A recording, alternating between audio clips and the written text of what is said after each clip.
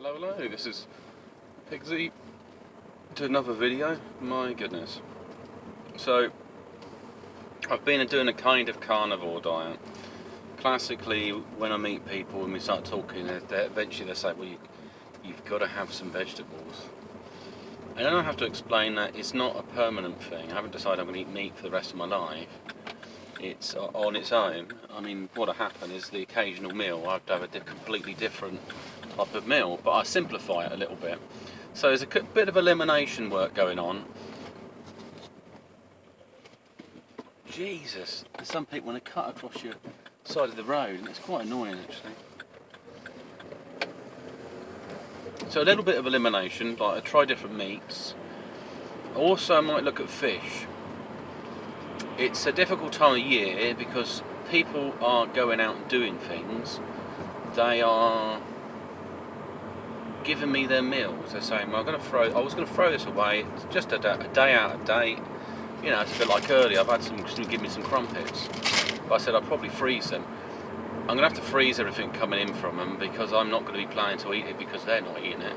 And plus, you look like you are what you eat. So if you're eating like food a client would eat, then possibly you'll be like your client. And if they've got health problems, maybe you don't want what they eat. I mean, some things, brands, they look good, but they're not always great. So, an example, like Marks and Spencer's stuff, it hasn't always agreed with me because they've chucked something in it. So it's a bit of pick and mix.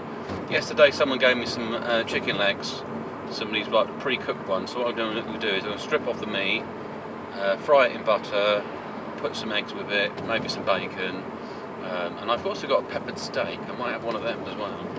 So I'm trying to vary. So while I'm doing what I do with vegetables, I'm doing with meat, different types of meat in the thing. You don't have to have it so simple like, you know, beef and butter or something. I'm experimenting with bovril, so I'm looking to put some spices in it and see if I can make a sort of bovril drink. And going back to the chicken, I'm likely to anything left. Like if I don't want the skin, or I'm not so keen on the bones or whatever, then I'll just boil them. They're just going to go into the slow cooker and be cooked into a broth, which I can add to the bovril and make like a chicken bovril broth drink or something. So I think there's a lot of areas of bovril that haven't been explored. Like I was, I was going to call it the Red Bull, but you can't because there's already Red Bull. You have to say that Red Bovril, and it'd be a little bit of red wine with bovril, because sometimes you have red wine with red meats and you cook them. You can cook it with the beef and it tastes great. So I'm thinking if I made it as a drink, what would the impact of that be? So I would give it a go. And maybe some other little cocktails, like, you know, maybe a little bit of mustard in there, just a little bit, and it just give it a bit of a spice. I mean, we'll put garlic. But so where I'm going with my carnivore is that it's about 90% of my diet. It may go into 80, but mainly 90% of my diet is animal product based, so that's fine. And I mean, if you was kind of like vegan or, well, I can't remember which one. No, it's probably vegetarian. Then you wanted to sort of go a bit kind of carnivore, but you don't want to eat animals. Then you can always do things like cheese and eggs, and then possibly high protein vegetables you might be able to shove in there. You might have an odd avocado, but it depends what has the least I would say inflammation effect on your body. Come on, let me cross it.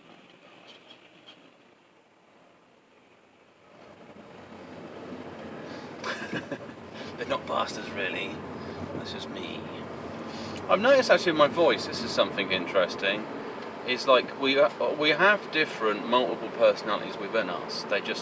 Some are more well developed than others. Maybe they're like eggs, they're like something that's hatched.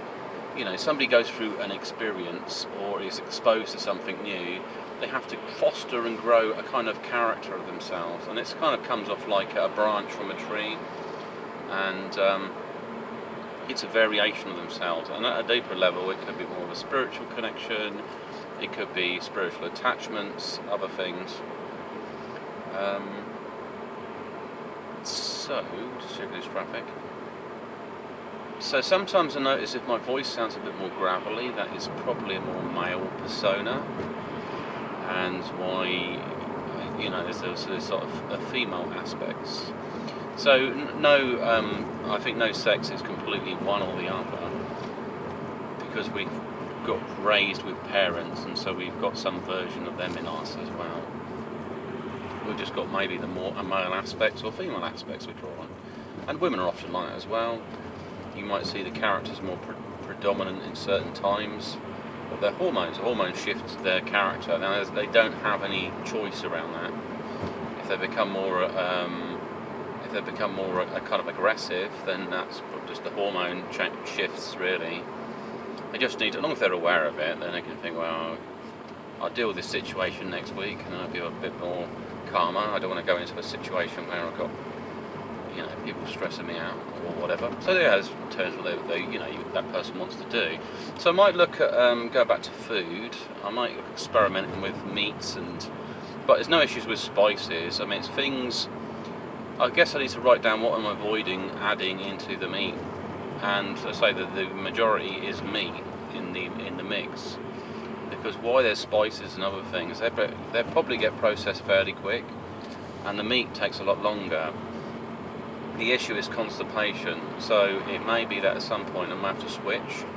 But like I mentioned, there's a kind of a level of elimination diet. You know, I could eat, say, like a load of prunes, or I could eat some sort of, but I don't want to flush myself out. I mean, I can flush myself out if I've got the constipation by adding the fibre, certain plant-based fibre. So what I've done by having this carnivore-based diet is just to reduce certain bacterial levels in my body. And I've actually put another bacteria probably into a fasting mode, because they're not getting able to, you know, in an abundance. Most things are okay, but if they're in your system at too much, they make you ill, because they're causing imbalances.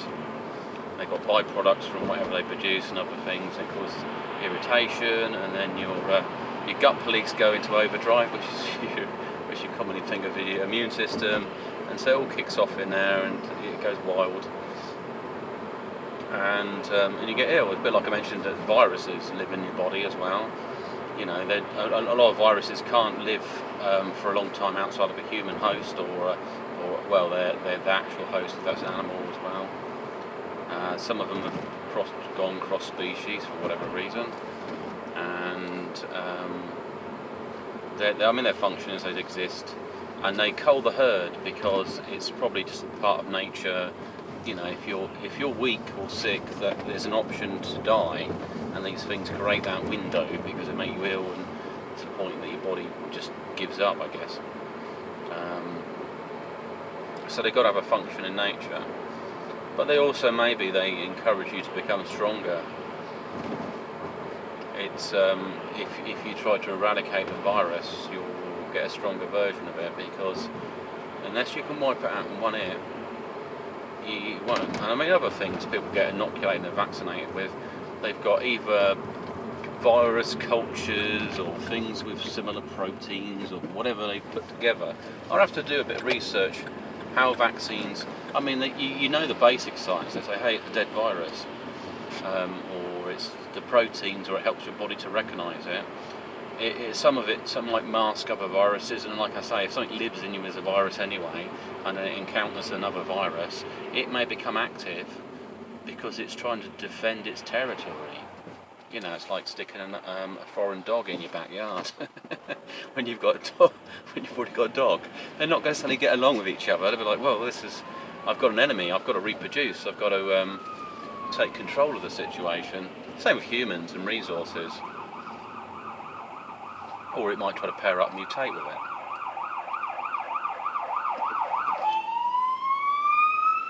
There's always ambulances. Must attract them. Or fire brigade's coming around. Oh.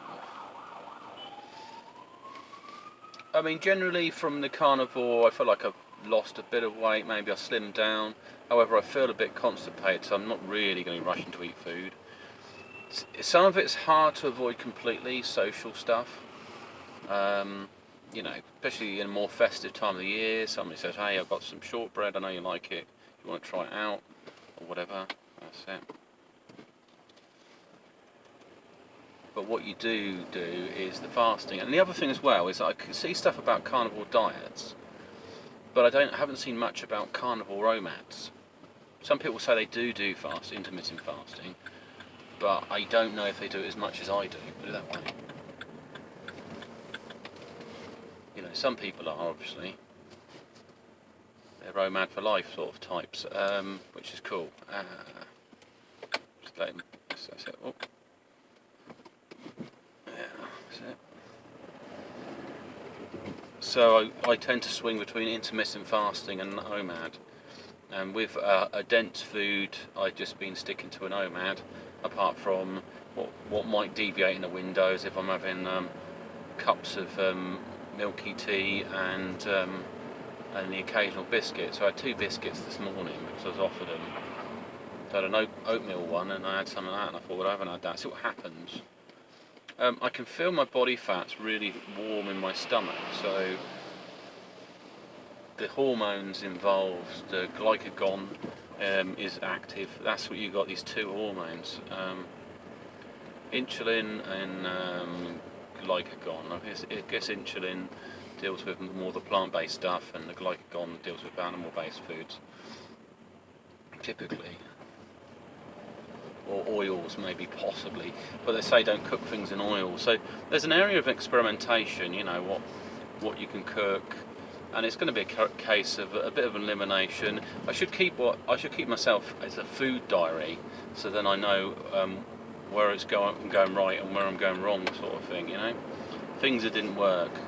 Like I had this multi-seeded bread from Aldi or Lidl's, and it tasted great, but I noticed the bacteria levels, my guts went through the roof, and I thought, what? Because I ended up sort of having a bit of cramps and some other things, or needing the toilet quite a bit, and then I thought, blimey. And you could tell by what was coming out, the darkness of it and so on, that is the E. coli had gone through the roof. I fed the E. coli loads of stuff, and it caused an imbalance. And it gave me a sort of bit of eczema, and it's still there a little bit now. So, but I found the meat is quite good. The skin felt good after eating a lot of meat. And I was going to make what I need to do is start making some copper, colloidal copper. There's been studies about the colloidal silver, and then there's fear that people turn a different colour if they have it. But the thing is with colloidal copper, it's not going to turn you green, like the Statue of Liberty or something.